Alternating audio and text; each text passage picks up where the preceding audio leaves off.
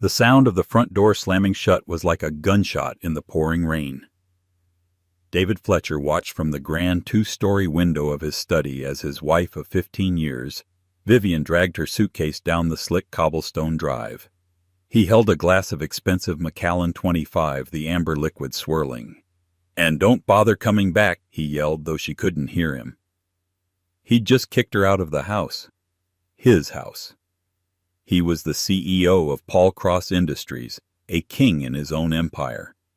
She was nothing. Just a wife. What he didn't know, what he couldn't possibly fathom, was that the woman shivering in the taxi was not just his ex-wife. She was his new boss. The fight had been brewing for months, a low, toxic humidity in the air of their 12,000-square-foot Georgian mansion in Greenwich, Connecticut. But tonight it had finally broken. David Fletcher had come home triumphant. He'd just closed the Kenjutsu acquisition, a multi-billion-dollar deal that would solidify his legacy as the most brilliant CEO Paul Cross Industries had ever seen. He was 45, broad-shouldered, with a lion's mane of silvering hair and a voice that commanded boardrooms and silenced dinner parties. He expected adulation. He expected his wife Vivian to be waiting with a smile, a drink, and breathless admiration. Instead, he found her in the main atrium, standing beside a small, packed suitcase. Vivian Grace was a woman who had become adept at fading into the background. She was slim, with quiet, intelligent eyes and dark hair she usually kept in a simple twist. She had been the perfect corporate wife, elegant, silent, and supportive. Tonight, however, her silence was different. It was cold. "Where are you going?" David had barked, shrugging off his custom trench coat.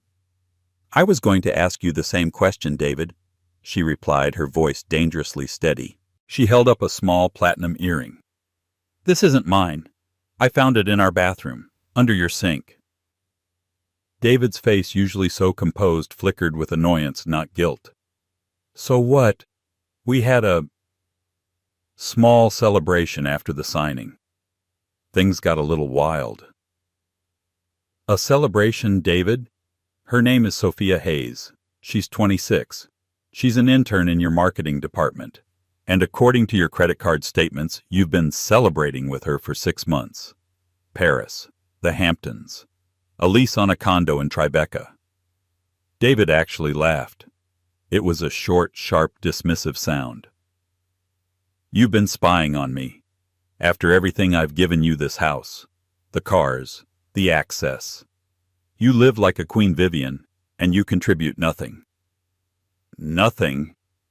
The word was quiet, but it vibrated with a sudden unfamiliar force. "I managed this estate. I raised our... Well, I managed your social life. I entertained your clients. I sat smiling while you took credit for ideas that what?" he sneered, stepping closer. The smell of whiskey and an expensive floral perfume, Sophia's perfume, rolled off him. "Ideas you had? You haven't had an original thought since we met. You were just Arthur Grace's timid daughter, and you'd be nothing without me. I took your father's legacy, that dusty old company, and I made it a global powerhouse. I did that." "My father," she whispered, and the look in her eyes was one of pure distilled ice. "My father trusted you." "Your father was a good man, but a soft-hearted fool," David snapped. "He didn't have the killer instinct. I do. And I am tired of dragging your dead weight behind me. This thing with Sophia, it's an upgrade. It's what I deserve." "You deserve..." Vivian took a deep breath, visibly composing herself. "I want a divorce, David." "Good." He smiled a predator's smile. "I'll have Marcus Ryland draw up the papers. You'll get the standard settlement. You'll be comfortable. Now, if you're quite finished..." He turned to go up the sweeping staircase, but Vivian's voice stopped him. "I'm not signing an NDA." David turned back slowly. "What did you say?" "I will not be silent about your infidelity. I will not protect your reputation. The standard settlement isn't going to cut it, David." A dark, dangerous rage twisted David's features. This was not in his script. She was supposed to cry, to beg to be broken. She was not supposed to negotiate. "You're in no position to demand anything," he hissed, walking down the stairs until he was inches from her face. "You think you can fight me? You have no money of your own. You have no power. Everything you own because my name is on it. This house. My house. The art on the walls. My art. The car in the drive. My car." He pointed a thick finger toward the door. "You want to fight, fine. Fight me from a hotel room. Get out. Now." "David, you can't be serious. It's pouring. My name is on the deed to this house as well." "A technicality," he roared. He grabbed her thin arm, his fingers digging in. "A legal courtesy. I paid for this house with my bonuses. The bonuses I earned." He didn't just push her. He physically dragged her and the small suitcase to the massive oak doorway. He wrenched it open, and the cold, wet wind of the October night blasted into the warm foyer. "You want a war, Vivian? You just lost. Get out of my house." He threw her suitcase onto the wet cobblestones, where it popped open, spilling a few items of simple clothing. He didn't shove her, but his presence was so menacing, so violent, that she stumbled backward over the threshold and onto the steps. "You will regret this," she said, not as a threat, but as a simple, chilling statement of fact. She rightened her feet, her rain-soaked hair clinging to her face. "I'm already forgetting you," David spat. He slammed the door. The heavy thud of the bolt sliding into place echoed in the night. Inside, David Fletcher poured himself another drink. He felt a rush of adrenaline, of pure, unadulterated power. He'd finally cut the last tie to the old world, to Arthur Grace's sentimental nonsense. He picked up his phone and dialed. "Sophia. Hey." "Yeah, it's done. No, she's gone. For good. Why don't you come over? Bring that bottle of Dom we were saving. The house is all ours now." Outside, Vivian Grace stood in the driving rain for a full minute. She didn't shiver. She didn't cry. She simply stared at the house. Her house. The house her father had built. The house David had just claimed as his. She pulled out her phone, shielding it from the rain. She made one call, not to a friend, not to a hotel, but to a number she hadn't dialed in years. "Mr. Cole," she said, her voice clear and strong over the storm. "It's Vivian. Vivian Grace. Yes, it's been a long time. I'm afraid the contingency has been met. Yes, he just kicked me out. It's time." A black car, a discreet town car she had summoned half an hour before the fight even began, pulled up to the curb. She got in, leaving her ruined suitcase and scattered clothes on the drive like a shed skin. The driver didn't ask where she was going. He already had the address. Vivian didn't go to a friend's house. She wouldn't burden them, and more importantly, she couldn't risk any emotional attachments clouding her judgment. She checked into the Delamar Greenwich Harbor, a luxury hotel, under her maiden name. She needed a clean, sterile environment, a base of operations. For 2 days, she was a ghost. She ordered room service, her laptop open, staring at the complex stock tickers and internal reports of Paul Cross Industries. These were not new to her. While David thought she was at Pilates or hosting luncheons, she had been studying. For years. She'd read every 10K, every proxy statement, every analyst report. She knew the company's weaknesses, its bloated departments, and its over-leveraged acquisitions like the Kenjutsu deal. David saw it as his crowning achievement. Vivian saw it as a ticking time bomb, a massive debt anchor painted to look like a treasure. On the 3rd day, there was a sharp rap on her door. It wasn't room service. It was a process server. He handed her a thick, cream-colored envelope. Inside was the divorce petition from Marcus Ryland, David's attorney. Ryland was a shark known for burying opponents in paperwork and bleeding them dry in depositions. Tucked inside was a generous settlement offer. Vivian sat on the stiff hotel sofa and read it. David was offering her the garden condo on the edge of town, a property they'd bought as a rental investment. He was offering a one-time lump sum payment of $5 million. In return, she was to sign a comprehensive non-disclosure agreement agreeing to never speak about David, his business dealings, or his personal life to anyone, ever. She was to relinquish all claims to the Greenwich Mansion, the Hamptons Beach House, the art collection, and most critically, any and all shares or holdings in Paul Cross Industries. A bitter smile touched her lips. $5 million. To David, this was an astronomical sum for a woman who contributed nothing. To him, it was a rounding error, a small price to pay for a clean, quiet exit. It was what he'd pay to make a minor lawsuit go away. He had forgotten or perhaps never known the scale of her family's wealth. He saw her as Arthur Grace's daughter, not as Arthur Grace's heir.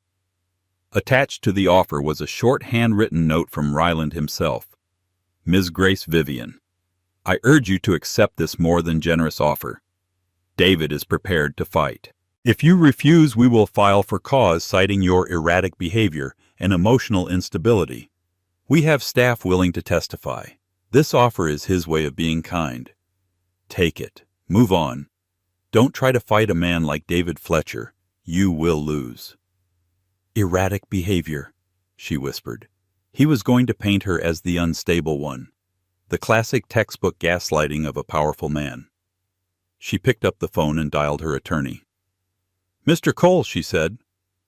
I've received their opening salvo. It's as insulting as we predicted. There was a dry chuckle on the other end of the line. Harrison Cole was in his late 70s, a man who had been Arthur Grace's closest friend and legal counsel for 40 years. His firm, Cole, Bainbridge & Locke, was the very definition of old-world power. Generous, I assume, Cole asked. $5 million in a condo. Cole's laugh was louder this time. He's trying to buy you off for the price of his annual bonus. And the shares. He's grouped them in with the furniture. Any and all shares. He thinks I have that small portfolio of personal stock father gave me for my 30th birthday. The 2,000 shares. Yes, Cole said. He's forgotten about the other. He never knew, Vivian corrected. My father made sure of it. Is it ready? The Grace Family Trust, Cole said, his voice dropping into a formal, serious tone, was activated the moment you called me. The covenants of the trust are explicit per your father's directive. In the event of a no-fault dissolution of your marriage, or a legal separation initiated by either party, all assets held within the trust, including its voting rights, revert from a passive non-voting status to active full control status. The sole beneficiary and acting trustee, Vivian Grace. And the holdings, Vivian asked, though she knew the answer by heart. 22% of the voting stock of Paul Cross Industries, the entire original Grace founder's stake. David Fletcher, as CEO, personally holds 2.5%. The rest of the board is fractured. Henry Paul holds 10%. Camilla Cross holds 12%, and the other 53.5% is institutional and public.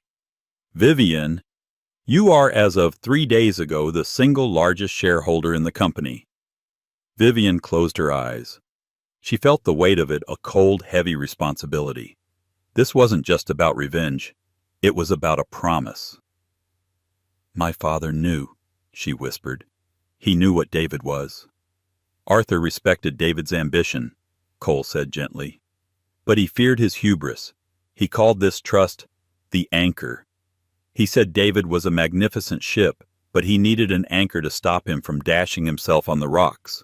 You, my dear, are that anchor, and it appears the storm has arrived. He's leveraging the company to buy Kenjutsu, Vivian said, all business. He's taken on $1.8 billion in debt collateralized against the company's core assets. If the Kenjutsu integration fails, or if their tech is outdated, which my research suggests it is, the company will be bankrupt within 2 years. Cole was silent for a moment. You've done your homework. Arthur would be so proud. David is presenting his Phase 2 integration plan at the quarterly board meeting. It's in 10 days, Vivian said. He's going to ask for another $500 million in financing to modernize Kenjutsu. He's bleeding the company to pay for his mistake. And he'll get it, Cole said. The board is intimidated by him. His numbers on the surface look stellar. Not if the largest shareholder objects, Vivian said. Mr. Cole, please send my response to Marcus Ryland. What is our response? Vivian looked at the insulting $5 million offer. She picked up a pen. Just 2 words, she said. She wrote, "I decline" across the front page of the settlement in thick black ink. "Tell Mr. Ryland I decline his offer. And tell him—" "No, tell him nothing else. Let him wonder. Let David wonder. His arrogance is his weakness. Let's use it." When Marcus Ryland received the settlement offer back with "I decline" scrawled on it, he was furious. He immediately called David. "She's refusing," Ryland barked into the phone. "No counteroffer, no negotiation, just 'I decline.'" The arrogance. David Fletcher, however, was reclining in his study, his feet up on the desk. Sophia was perched on the edge, massaging his shoulders. He was invincible. "It's a tantrum, Marcus," David said, bored. "She's a child.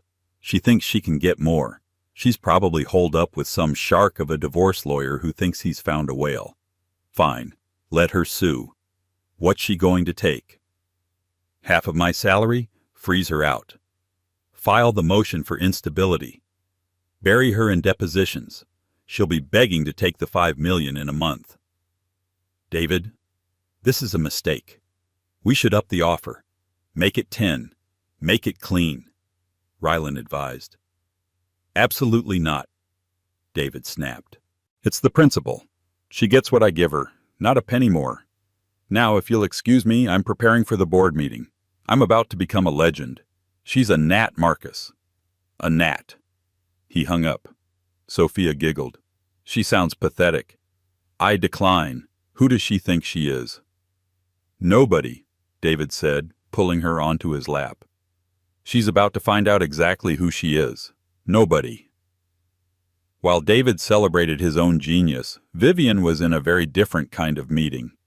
She wasn't with a divorce lawyer. She was in the 60th floor conference room of Cole, Bainbridge & Locke, a space that overlooked Central Park. The room was populated by the heaviest hitters Harrison Cole could assemble. There was Damian Richter, a forensic accountant who could find a single fraudulent penny in a mountain of data. There was Eliza Singh, a corporate litigator known for her devastating cross-examinations and her ice-cold demeanor. And there was Harrison Cole, himself, the patriarch holding a slim file. "Welcome, Vivian," Cole said. "Mr. Richter, Ms. Singh, this is Vivian Grace. She is the new controlling voice of the Grace Family Trust." Damian Richter, a man who looked more like a librarian than a bulldog, nodded. "Ms. Grace, I've begun a preliminary off-site review of the Paul Cross financials based on the public filings.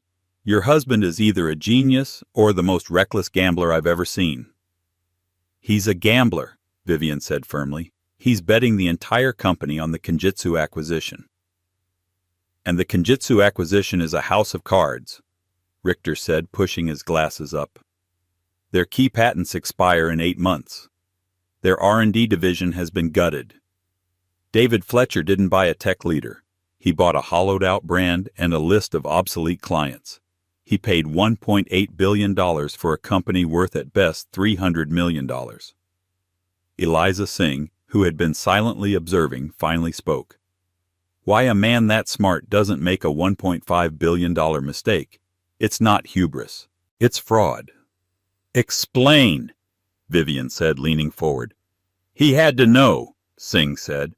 "So he either made the deal to cover something else up, or he's personally benefiting." The seller, Richter chimed in, was a private equity firm, Helios Capital. Very aggressive, very secretive. The deal was closed in record time. David pushed the board to waive the standard 90-day due diligence. He claimed it was a competitive, time-sensitive offer. "He wanted it closed before anyone could look at the books," Vivian murmured. "My God." "Exactly," Richter said. "And here's the interesting part. Helios Capital's primary bank is a small private bank in the Cayman Islands. The same bank, it turns out, that holds the mortgage on Mr. Fletcher's new acquisition in Tribeca, the one he bought for his mistress." The room went silent. "He's compromised," Eliza Singh said, a small, grim smile on her face. "They didn't just sell him a bad company. They blackmailed him. Or worse, they paid him. A kickback. He sold out his own company, his shareholders, to push this deal through, and they paid him off by funding his personal life. Can you prove it? Vivian asked.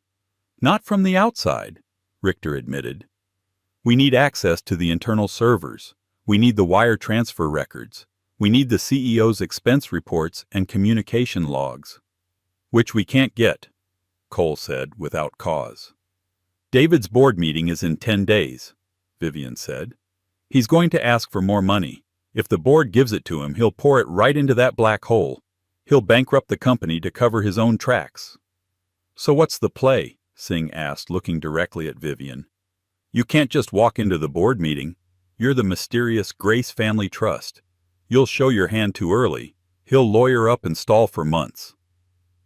Vivian looked at the faces around the table. They were her father's army, and she was her father's daughter. No, Vivian said. We don't go for David, not yet. We go for the company. We save the company from David. She turned to Cole. Mr. Cole, how do the other board members feel about David? Henry Paul finds him brutish and impulsive. Henry's an old guard, slow and steady man. Camilla Cross thinks he's a misogynist, but she's terrified of his numbers. She won't vote against him without cover. Then we give her cover, Vivian said. We don't reveal my identity. Not yet. We act as the trust. Ms. Singh, I want you to file an emergency injunction. On what grounds? On the grounds that the single largest shareholder has been denied access to the materials for the upcoming board meeting, Vivian said. The trust demands a full independent audit of the Kenjutsu acquisition before any new financing is approved. We're not accusing David of fraud. We are accusing him of reckless endangerment of corporate assets and breach of fiduciary duty. We're not attacking him personally. We're questioning his competence. Eliza Singh began to smile. That's beautiful. It's not a divorce proceeding. It's a shareholder action. It bypasses Ryland completely. It goes straight to the company's general counsel. And David will be legally obligated to respond. He won't just respond, Cole said, catching on. He will panic. He'll assume it's one of the other board members, probably Henry Paul, coming at him through a trust. He won't see you coming. Exactly, Vivian said. He'll be fighting shadows. And while he's distracted, Mr. Richter, I want you to find that money. Dig. Find the link between Helios Capital and David Fletcher. We have 10 days. It's not a lot of time, Richter warned. Then I suggest you get started, Vivian said, standing up. As the team scrambled, Harrison Cole put a hand on Vivian's arm. This is a dangerous game, my dear. He will fight dirty when he realizes it's you. Let him, Vivian said, looking out over the park. He thinks he kicked me out into the rain. He has no idea he just locked himself in the storm with me. David Fletcher was on top of the world. He and Sophia were hosting an impromptu pre-victory dinner party at the Greenwich Mansion. The Kenjutsu deal was closed, and in 9 days the board would approve his Phase 2 funding. He'd be untouchable. He'd just promoted Sophia to VP of Strategic Branding, a title that came with a corner office and a 6-figure salary. Tonight she was playing the part of the lady of the manor, wearing a red dress that was perhaps a little too tight, and a diamond necklace that David had bought her with his Kenjutsu bonus. To David, one of his sycophantic VPs toasted holding a champagne flute. The man who can do no wrong. Hear, hear. The table cheered. David was soaking in the adoration when his personal assistant, a nervous young woman named Chloe, approached the table. Mr. Fletcher, I'm so sorry to interrupt, but a courier just delivered this. It's marked urgent, legal, and confidential. It's from a Cole Bainbridge and Locke. David's good mood evaporated. Cole Harrison. Cole, that old fossil. What does he want? He's Vivian's family lawyer. He waved dismissively.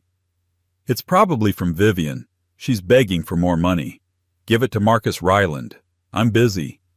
Sir, it's not addressed to you. It's addressed to you as CEO and to the entire board of Paul Cross Industries. Now David was annoyed.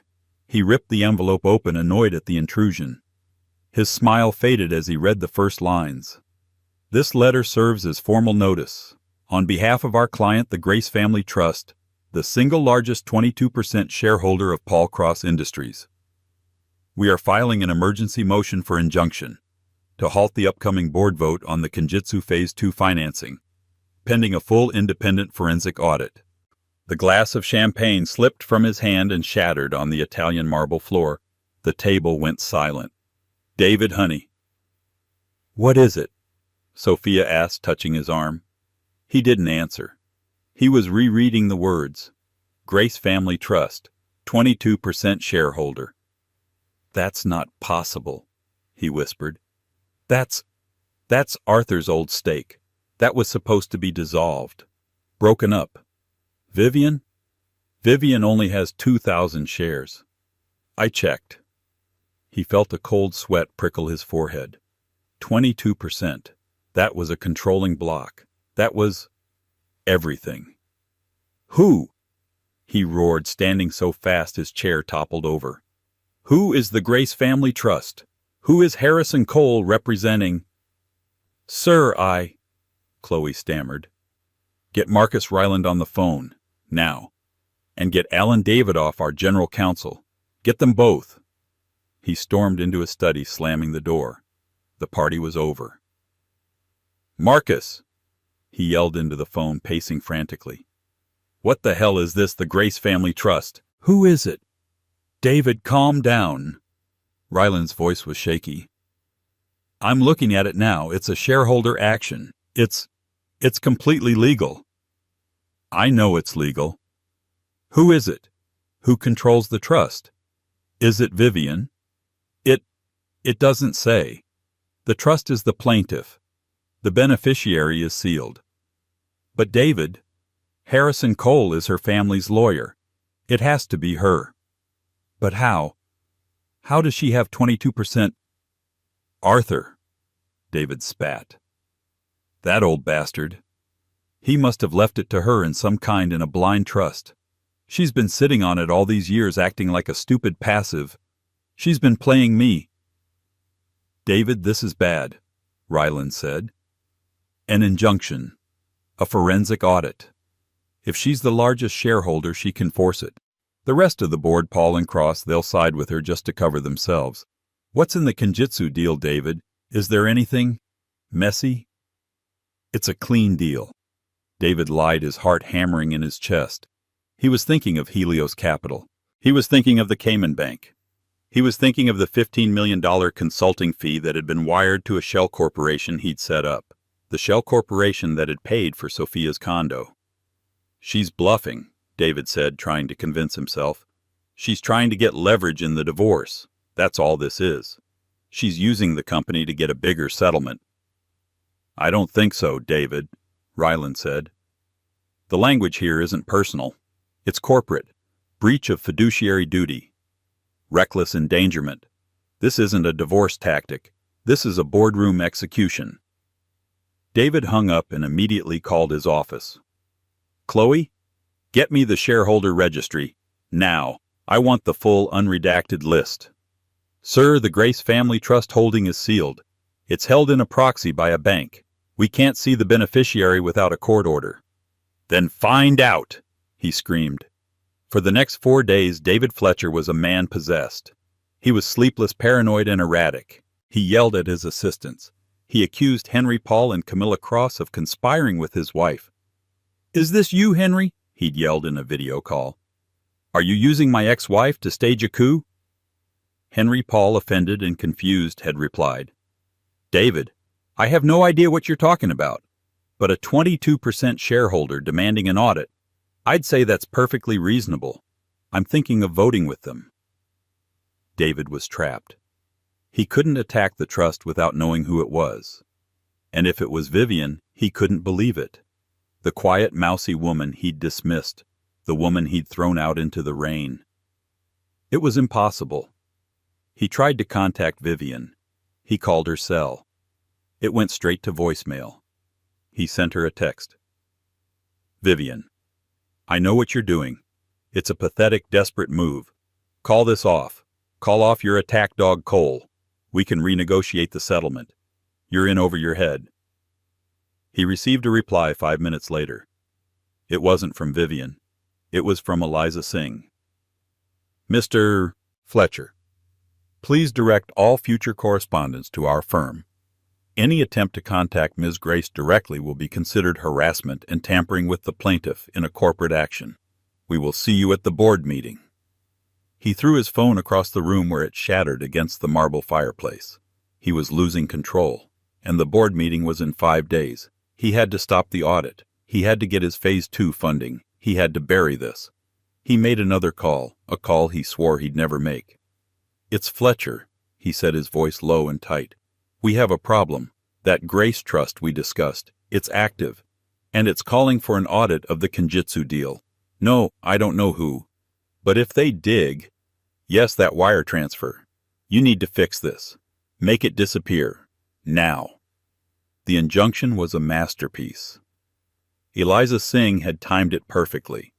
It didn't stop the board meeting, but it changed the agenda.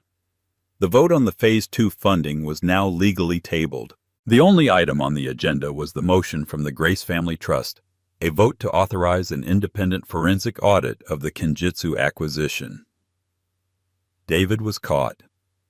If he fought the audit, he looked guilty. If he allowed the audit, he was finished. His only move was to discredit the trust. He spent the last 48 hours before the meeting digging, calling in every favor, trying to find out who was behind it. But Harrison Cole's legal fortress was impenetrable. The beneficiary was sealed. Meanwhile, Vivian's team was working in surgical overdrive. Damian Richter, the forensic accountant, had been following the money. I have it, he said, walking into Vivian's hotel suite, which now looked like a war room. He looked exhausted but electric. He was sloppy.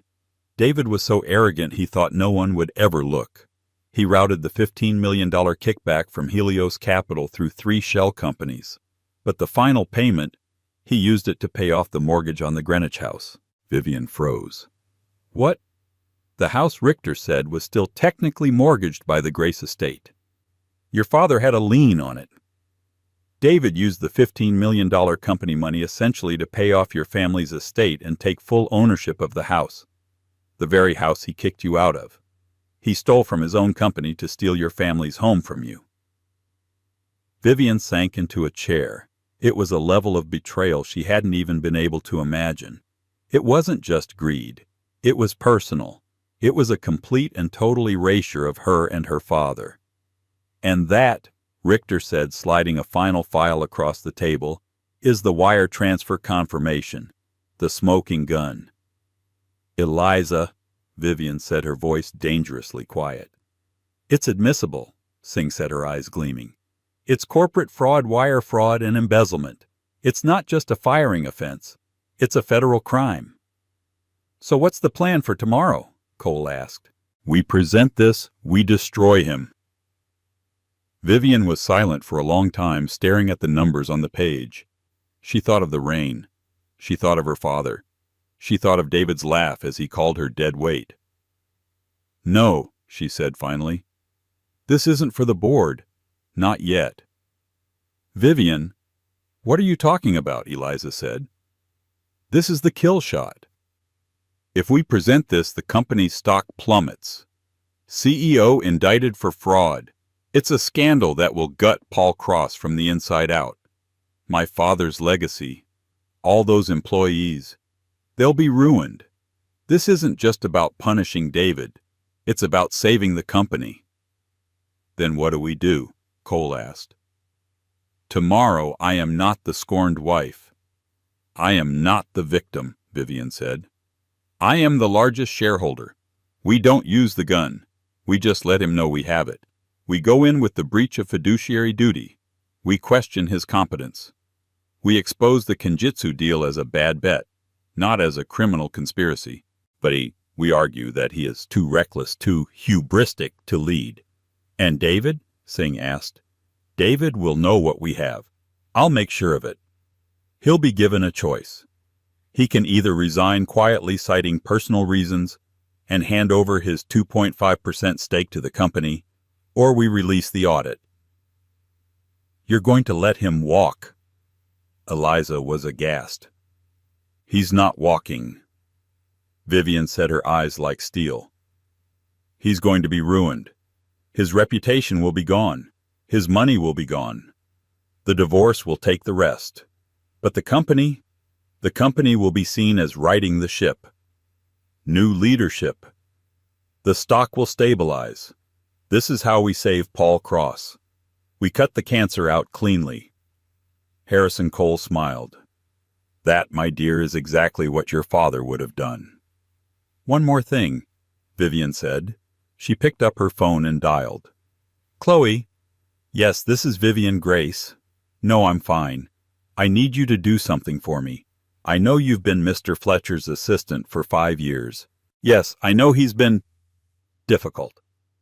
I am offering you a new position, executive assistant to the office of the chairman. But first I need you to place one item on the boardroom table, at Mr. Fletcher's seat, no one else's. Yes, a single sheet of paper in a sealed black envelope." She told Chloe what the paper was. It was the wire transfer confirmation. The 48th floor boardroom of Paul Cross Tower was a cathedral of glass and steel overlooking the New York skyline. The mood was Arctic. The long black marble table seated 12, but today only 5 people were present. David Fletcher at the head of the table.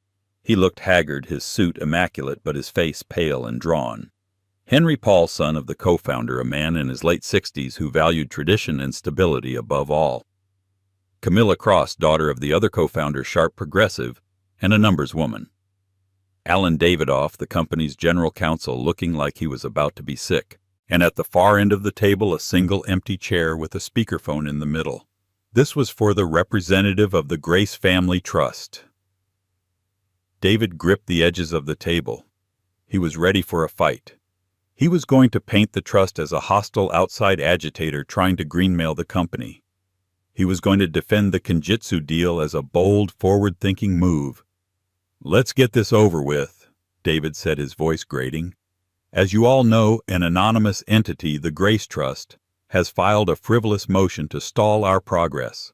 I urge the board to vote no on this absurd audit so we can get back to the business of—" "Before you begin, Mr. Fletcher," Henry Paul interrupted, his voice dry, "I believe the representative for the trust is dialing in." The speakerphone in front of the empty chair lit up. "This is Harrison Cole of Cole, Bainbridge & Locke, acting as counsel for the Grace Family Trust." The old lawyer's voice filled the room. "The trust, however, will not be dialing in. The primary beneficiary will be attending in person." David's head snapped up. "What? That's not protocol. Who is it?" As if on cue, the double doors to the boardroom hissed open. 2 people walked in. The first was Harrison Cole holding a leather briefcase. The second was Vivian Grace. She was not the woman David had thrown out. That woman was gone. This Vivian was dressed in a dark charcoal gray suit perfectly tailored. Her hair was pulled back in a severe, elegant chignon. Her face was calm, composed, and utterly unreadable. She walked with a silent, powerful grace that commanded the room. David Fletcher's blood ran cold. He visibly shrank in his chair. "Vivian, what? What is this? This is a closed board meeting. Get her out of here, Alan." "I'm afraid she has every right to be here, David." Henry Paul said, a slow smile dawning on his face. He was finally understanding. "Mrs. Fletcher, Ms. Grace, is the Grace Family Trust," Harrison Cole announced. "She is the sole beneficiary and acting trustee of her father's 22% founder's stake. She is in fact the largest shareholder at this table." Camilla Cross let out a low whistle. "Well, this just got interesting." Vivian said nothing. She simply walked to the empty chair and sat down, placing a slim file in front of her. She looked at Henry, then at Camilla. "Mr. Paul, Ms. Cross, a pleasure to see you again. It's been too long." Then she turned her eyes to David. He was staring at her, his face a mask of purple rage and disbelief. You bitch!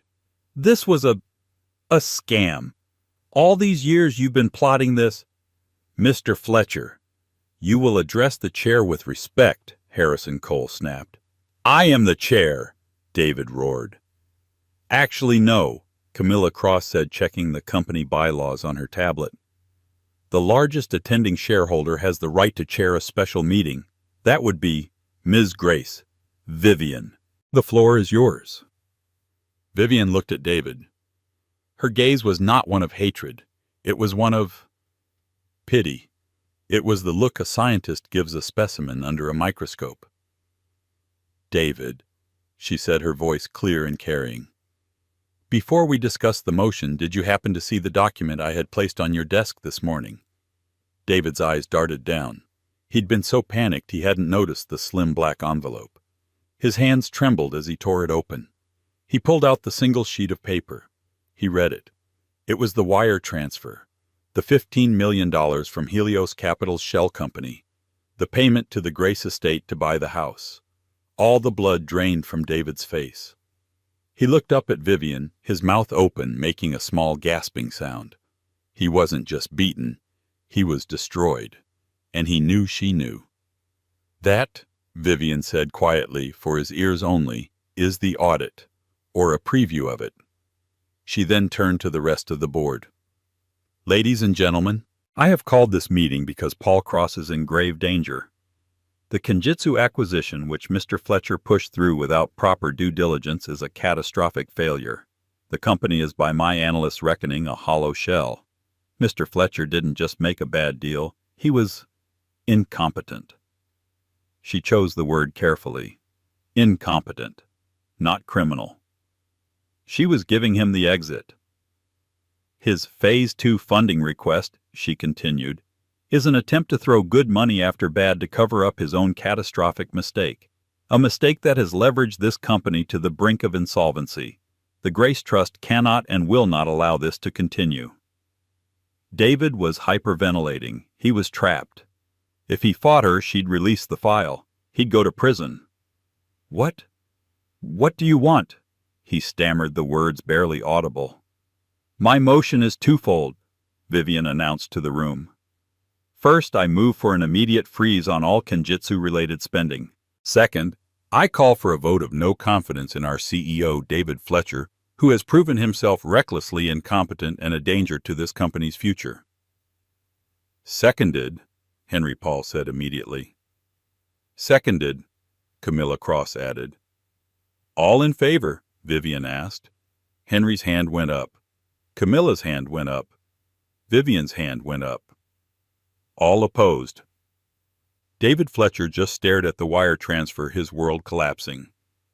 Alan Davidoff, the lawyer, slowly, reluctantly raised his hand. The motion carries 3-1, Vivian said, her voice like a gavel. Mr. Fletcher, you are relieved of your duties as CEO and as a member of this board effective immediately. Security will escort you from the building. David stood up, shaking. You won't get away with this, Vivian. I just did, Vivian said. Security. Two large men who had been waiting outside the doors entered the room. They flanked David. My things, my office, he sputtered. Your personal items will be boxed and sent to your lawyer, Vivian said. Mr. Davidoff, please ensure Mr. Fletcher's corporate accounts and access are terminated, now. As they led him away, a broken, defeated shell of a man, David stopped at the door and looked back. The house. Vivian. The house, Vivian replied, was purchased with funds embezzled from this company. It is now an asset of Paul Cross pending litigation. You are trespassing. I'd find a hotel if I were you, but I'd stay away from the Delamar. They're very particular about their clientele. He was gone. The room was silent. Henry Paul finally let out a long breath. My God, Arthur, your daughter is a lion. Vivian simply nodded. Now, gentlemen, Ms. Cross, let's talk about how we save our company. The news of David Fletcher's departure hit the Paul Cross Tower like a controlled demolition. The official press release issued within an hour of the board meeting was a masterpiece of corporate neutrality crafted by Harrison Cole and the PR team. David Fletcher has stepped down from his role as CEO to pursue other opportunities effective immediately. The board thanks him for his years of service. But within the glass-walled offices, the truth spread with the speed of light. The king was gone, deposed in a single silent meeting. His name was chiseled off his reserved parking space before his office was even cleared. His coterie of VPs, the sycophants who had toasted his genius at the dinner party, suddenly had pressing meetings elsewhere, their loyalty evaporating the instant his access key was deactivated. David, sitting in a sterile, overpriced room at the Mandarin Oriental, he couldn't bring himself to go to a lesser hotel, not yet found his calls to allies and board members going straight to polite, unhelpful secretaries. His power hadn't just been transferred. It had been nullified. He was a ghost. The true evisceration, however, happened 2 days later in the offices of Cole, Bainbridge, and Locke. A shell-shocked, trembling Marcus Ryland sat opposite Eliza Singh, who looked as if she were about to discuss the weather. "This is our final settlement offer, Marcus," Eliza said, her voice flat. She slid a single-page document across the gleaming mahogany table. Ryland read it. His face, already pale, turned a sickly ashen gray. This is a joke. It's punitive. It's theft. You're taking everything. His personal assets, the art collection, the Hamptons house. You can't do this." "I can, and I have," Eliza replied, not even glancing at her notes. She steepled her fingers. "Let's review the facts, shall we? Fact 1, the Greenwich Mansion. It was purchased using a $15 million kickback from Helios Capital Funds, demonstrably embezzled from Paul Cross, Ms. Grace, as the primary shareholder, has graciously agreed to forgive the company's loss in exchange for the deed. It's no longer a marital asset, Marcus. It's a corporate reclamation. But the Hamptons house, the art that was purchased with his bonuses." Ryland sputtered, desperation creeping into his voice. "Ah, yes, the bonuses," Eliza said, allowing a small, cold smile. "I direct you to Article 4, Section B of the prenuptial agreement, the one your client insisted upon, if you recall, the infidelity and morality clause. His documented long-term affair with Ms. Sophia Hayes, complete with Amex receipts for hotels, jewelers, and a leased condo in Tribeca, voids all his claims to a 50-50 split of non-corporate assets. He broke the contract. He gets nothing. This is vindictive." Ryland slammed his hand on the table. Eliza leaned forward, her eyes narrowing to slits. "Vindictive, Mr. Ryland, vindictive would be forwarding the full file on my desk, the one detailing wire fraud, embezzlement, and conspiracy, to the U.S. Attorney for the Southern District of New York. What this is," she tapped the paper, "is a gift. This document ensures my client's silence on his criminal activities. This is not a negotiation. This is an abdication." "What about his shares?" Ryland whispered, utterly defeated. "His 2.5% stake already forfeited. That is the only reason he is not currently in a federal holding cell. He will walk away with his personal bank account, which after your fees will be negligible, and his cufflinks. Tell him not to contact Ms. Grace or the company ever again." As for Sophia Hayes, her corporate revolution was short-lived. Her new high-limit corporate card was declined at a Chanel boutique on Fifth Avenue. By the time she got back to the Tribeca condo, fuming, the locks were changed. Her new title and corner office rescinded. She, like David, had learned the brutal lesson that proximity to power is not the same as holding it. The 6 months that followed were grueling. Vivian wasn't just a figurehead. She was a wartime general. She was named permanent chairwoman of the board by a unanimous vote from Henry Paul and Camilla Cross, who were both deeply impressed and frankly a little terrified by her quiet competence and ruthless efficiency. "She cut out the rot without killing the patient," Henry had remarked to Camilla over coffee.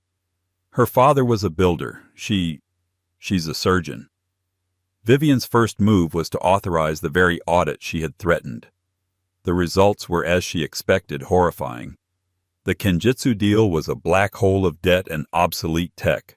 She and the new CEO she'd promoted, a sharp, no-nonsense woman from operations named Maria Torres, made the brutal decision. "We sell it," Vivian said in a late-night meeting, rubbing her temples. "We take the loss. We write it down as the Fletcher folly. We'll take the hit to our stock once and then we will rebuild on a foundation of truth. No more egos, no more lies. They sold the hollowed-out company for scrap, taking a staggering $1.7 billion loss. But the market, seeing the decisive action, the immediate house cleaning, and the new transparent leadership, didn't panic. The stock dipped, then stabilized, then began to climb. Vivian poured the company's remaining capital not into flashy acquisitions, but into its people, into the R&D division her father had started, the one David had starved for a decade. She didn't just save the company, she was restoring its soul. Tonight, Vivian returned home. Not to a hotel, not to a condo, but to the Greenwich mansion. It was hers. The air was different. The cold, sterile, modern, art-filled mausoleum David had created was gone. She had brought back her family's furniture from storage. The house was now filled with warm woods, worn leather armchairs, and the scent of old books and fresh flowers. The lingering odor of David's expensive whiskey and arrogance was finally gone. She walked into her study, and poured a small glass of wine. On her desk, cleared of David's self-congratulatory trophies, sat a single-framed photograph. It was her 20 years younger, arm in arm with her father, Arthur Grace. They were standing outside the old factory the day Paul Cross first went public. She looked at the young woman in the photo, the quiet, observant daughter who had faded into the background, the nothing wife. David had looked at that same woman for 15 years and seen a dead weight. That was his fatal, unforgivable mistake. He never understood that the quietest people are not weak. They are listening. They are learning. They are waiting. He had kicked her out of the house believing he was the king banishing a peasant. He had no idea he was just an obstacle, a temporary arrogant usurper in a legacy that ran deeper and stronger than he could ever fathom. He didn't just lose his house, his job, or his money. He lost a war he never even knew he was fighting against, an opponent he was too blind, too hubristic to ever truly see. Vivian raised her glass to the photo. "We're home, Dad," she whispered. And for the first time in a very, very long time, she was. The story of Vivian Grace and David Fletcher is a brutal lesson in arrogance. David saw his wife as an accessory, a piece of furniture in the house he believed he'd built. He forgot that the foundation he was standing on wasn't his at all, it was hers. He kicked her out into the rain, never realizing she owned the storm. In the end, it wasn't just about the shares, it was about the power of underestimating the person who has watched and waited and learned. What did you think of David's epic downfall? Was Vivian's move in the boardroom a cold-blooded corporate execution, or was it perfect calculated justice? Let us know your thoughts in the comments below. If you love stories of justice and unbelievable real-life reversals, make sure to like this video and share it with someone who needs to see that the quietest person in the room is often the most powerful. And don't forget to subscribe to our channel and hit the notification bell so you never miss a single story of sweet, sweet revenge.